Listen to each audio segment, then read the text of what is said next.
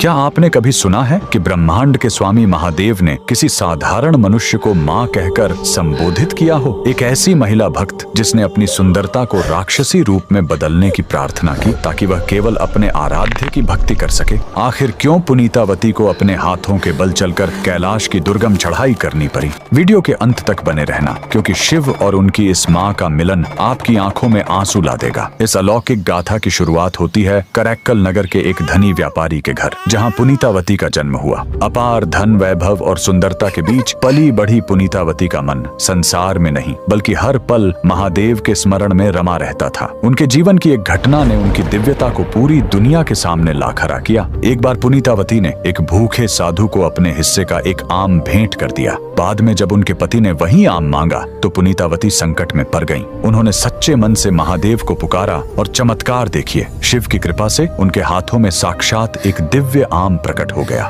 उस आम का स्वाद इतना अलौकिक था कि उनके पति समझ गए कि पुनीतावती कोई साधारण स्त्री नहीं बल्कि साक्षात देवी का अंश है। पर अफसोस, श्रद्धा के बजाय उनके पति के मन में भय बैठ गया और उन्होंने पुनीतावती का त्याग कर दिया। पति के वियोग ने पुनीतावती को पूरी तरह वैराग्य की ओर धकेल दिया। उन्होंने महादेव से एक ऐसी प्रार्थना की जिसे सुनकर देवता भी दंग रह गए। उन्होंने कहा, हे महादेव, यह सुंदरता और यह कोमल शरीर मुझे आपकी भक्ति से भटका रहे हैं। मुझे ऐसा रूप दे दीजिए जिसे देखकर कोई मुझे छूना तो दूर, देख भी न सके। महादेव ने उनकी पुकार सुनी और देखते ही देखते वह सुंदर स्त्री एक भयानक कंकाल जैसे रूप में बदल गई। इसी अवस्था में वे करैक्कल अमैयार कहलाएं। शिव के प्रेम में डूबी अमैयार ने कैलाश की यात्रा शुरू की, लेकिन उनका मानना था कि जिस भूमि पर महादेव के चरण पड़े हों उसे अपने पैरों से छूना पाप है। इसलिए उन्होंने अपने सिर और हाथों के बल चलकर कैलाश की चढ़ाई शुरू कर दी। उनकी इस कठोर और असंभव तपस्या को देखकर साक्षात महादेव का आसन डोल उठा। जब वे कैलाश पहुंची